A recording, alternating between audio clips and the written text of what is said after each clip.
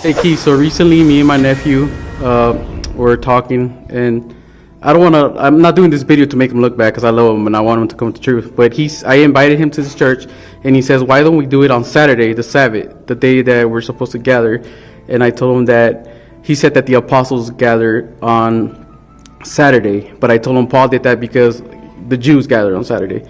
But there's many verses that says the first day of the week. One, what's the first day of the week, and what day can we Christians gather?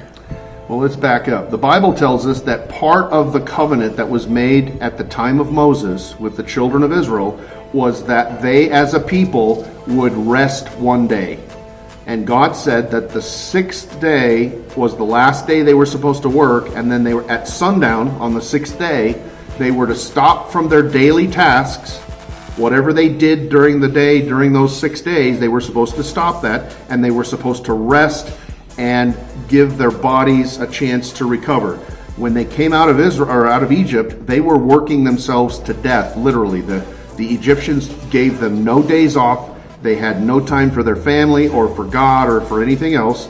And God, as part of his training program for them, said, you need to rest. And it was a picture of the rest that God is going to give everybody during the 1,000 years of Jesus' kingdom. His kingdom is the ultimate day of rest that will last 1,000 years. So that was a covenant that was given to those people.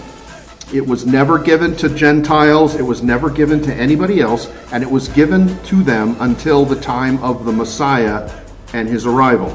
Okay?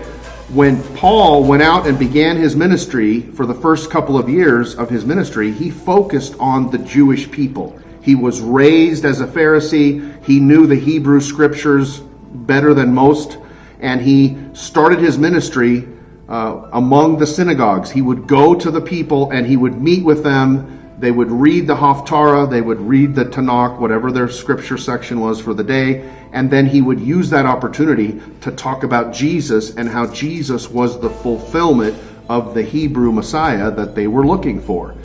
And after a while, they got tired of that and they kicked him out. But the Bible tells us his ministry involved going to the synagogues on the Sabbath, which would be on a Saturday on our time schedule, and he would witness to the Jewish people. And then on Sunday, the first day of the week, is when Paul would get together with the Christians, whether they were Jewish or Greek or nothing, and that is when they would talk about Jesus and his teachings. And so today, with us being Gentiles, we're under no obligation to keep the Sabbath because that was given as part of the Moses covenant.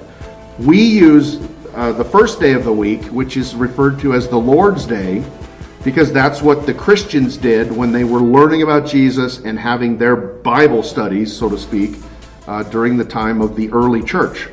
There's also a reference to the fact that that's the day that Jesus came out of the tomb. Resurrection happened on the first day of the week, or at least at the end of the Sabbath. And so there's patterns in Scripture. We're not under any kind of obligation to get together, and realistically, it can be any day of the week.